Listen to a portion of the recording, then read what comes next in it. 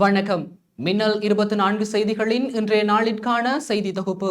செய்தி ஆசிரியர் சபீனா சோமசுந்தரம். செய்திகளோடு இணைந்திருக்கும் நான் கிருஷ்ணமூர்த்தி ரதுஜன். முதலில் தலைப்புச் செய்திகள். இந்திய தேசிய பாதுகாப்பு ஆலோசகர் அஜித் தோவால் மற்றும் ஜனாதிபதி ரணில் விக்ரமசிங்க சந்திப்பு. காணாமலாக்கப்பட்டோரின் உறவினர்களால் கவனஈர்ப்பு முன்னெடுப்பு. பெருமளவு பணம் திருட்டு, பொதுமக்களிடம் உதவி கோரும் போலீசார். தொடர்வது விரிவான செய்திகள். இலங்கைக்கு விஜயம் செய்துள்ள இந்திய தேசிய பாதுகாப்பு ஆலோசகர் அஜித் தோவால் மற்றும் ஜனாதிபதி ரணில் விக்ரமசிங்க ஆகியோருக்கு இடையிலான சந்திப்பு இன்று வெள்ளிக்கிழமை முற்பகல் ஜனாதிபதி அலுவலகத்தில் இடம்பெற்றது. இரு நாடுகளுக்கும் இடையிலான பொருளாதார ஒத்துழைப்பு தொடர்பில் இதன்போது கலந்துரையாடப்பட்டது. இந்நிகழ்வில் ஜனாதிபதி பணிக்குழாம் பிரதானியும் தேசிய பாதுகாப்பு தொடர்பான ஜனாதிபதியின் சிரேஷ்ட ஆலோசகருமான சாகல ரத்நாயக்கவும் கலந்து கொண்டார். கிழக்கு மாகாண வலிந்து காணாமலாக்கப்பட்டோர் சங்கத்தின் ஏற்பாட்டில் சர்வதேச காணாமல் போனோர் தினத்தை முன்னிட்டு திருகோணமலை கடற்கரை வீதியில் இன்று வெள்ளிக்கிழமை கவனஈர்ப்பு முன்னெடுக்கப்பட்டது. கிழக்கு மாகாண வலிந்து காணாமல் ஆக்கப்பட்டோர் சங்கம் இதனை ஏற்பாடு செய்திருந்தது. கவனஈர்ப்பு ஆர்ப்பாட்டத்தில் கிழக்கு மாகாணத்தின் திருகோணமலை, அம்பாறை, மட்டக்களப்பு மாவட்டங்களைச் சேர்ந்த வலிந்து காணாமல் ஆக்கப்பட்டோரின் உறவினர்கள், சிவில் அமைப்பினர் உள்ளிட்ட பலரும் கலந்து கொண்டிருந்தனர். கடற்கரை வீதியிலிருந்து வெலிக்கடை தியாகிகள் நினைவிடத்தை நோக்கி பேரணி முன்னெடுக்கப்பட்ட போது போலீசார் பேரணியை தடுத்து நிறுத்தியிருந்தனர். இதன்போது போலீசாருக்கும் கவனஈர்ப்பில் ஈடுபட்ட பொதுமக்களுக்கும் இடையில் வாய்த்தர்க்கம் ஏற்பட்டு முறுகல் நிலை தோற்றம் பெற்றது. இதன் பின்னர் கலகம் அடக்கும் போலீசார் அவ்விடத்திற்கு வரவழைக்கப்பட்டனர். கவனஈர்ப்பு ஆர்ப்பாட்டத்தில் ஈடுபட்ட காணாமல் போனோரின் உறவினர்கள் போர்க்குற்றங்களுக்கான சர்வதேச விசாரணை வேண்டும், வலிந்து காணாமல் ஆக்கப்பட்ட தமது உறவுகளை மீட்டு தர வேண்டும் உள்ளிட்ட பல்வேறு கோஷங்களை எழுப்பி ஆர்ப்பாட்டத்தில் ஈடுபட்டனர். அத்துடன் கவனஈர்ப்பு இடம்பெற்ற இடத்திற்கு வருகை தந்து அவர்களோடு சேர்ந்து கவனஈர்ப்பு ஆர்ப்பாட்டத்தில் ஈடுபட்ட சமூக செயற்பாட்டாளர் ரஜீவன் போலீசாரினால் கைது செய்யப்பட்ட பின்னர் விடுவிக்கப்பட்டார்.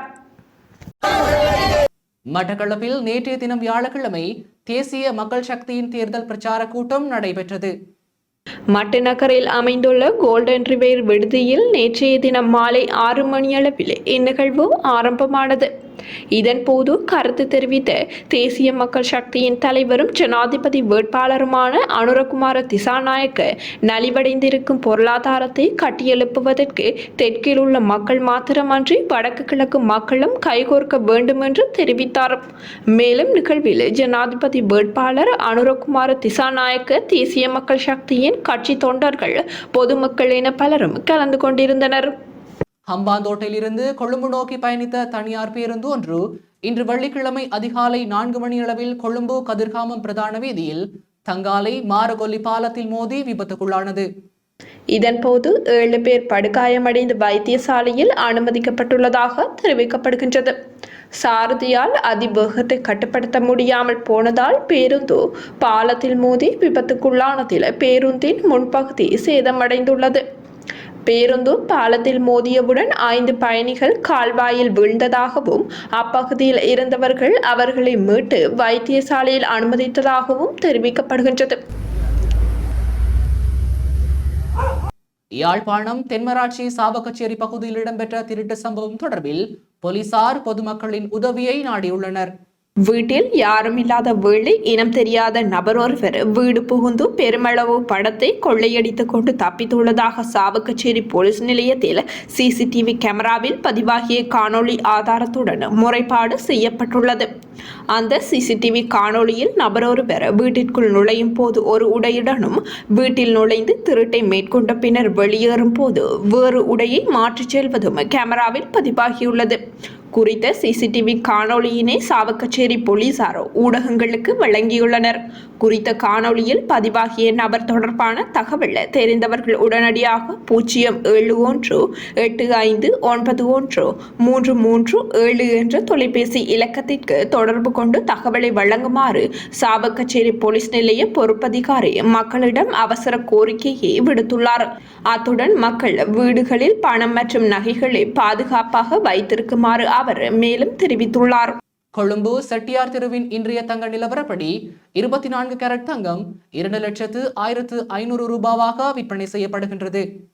22 கேரட் தங்கம் 1,86,400 ரூபாவாக விற்பனை செய்யப்படுகின்றது.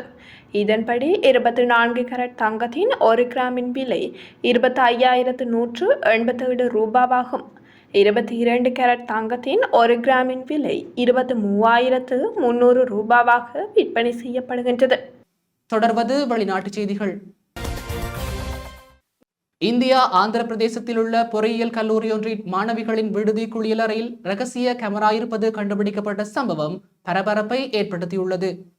அந்த கேமராவில் மாணவர்களின் காணொளி ரகசியமான முறையில் பதிவாகி இருந்ததாகவும் குறித்த காணொளிகள் சில மாணவர்களுக்கு விற்பனை செய்யப்பட்டதாகவும் இந்திய செய்திகள் தெரிவிக்கின்றன.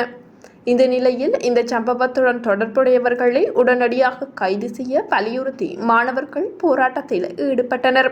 நேற்றிரவு முதல் இன்று காலை வரையில் போராட்டம் நீடித்ததுடன் தங்களுக்கு நீதி வேண்டும் என கோஷமிட்டனர்.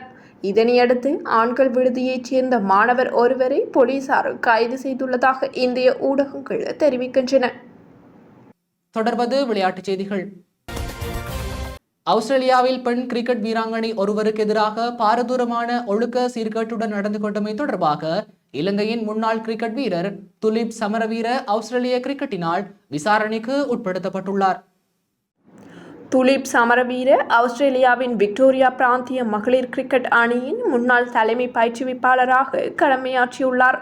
இதன்போது பெண் வீராங்கனை ஒருவருக்கு எதிராக பாரதூரமான ஒழுக்க சீர்கேட்டுடன் நடந்து கொண்டார் என அவர் மீது குற்றம் சுமத்தப்பட்டுள்ளது.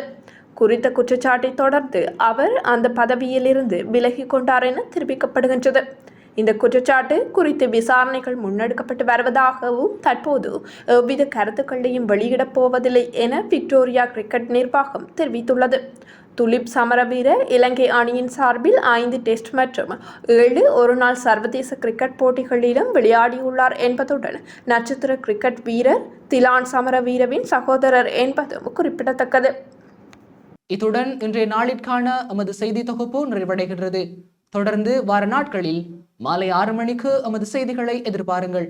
மேலதிக செய்திகளை பார்வையிட www.minnal24.com என்ற எமது இணையதளத்திற்குள் பிரவேசியுங்கள். நன்றி.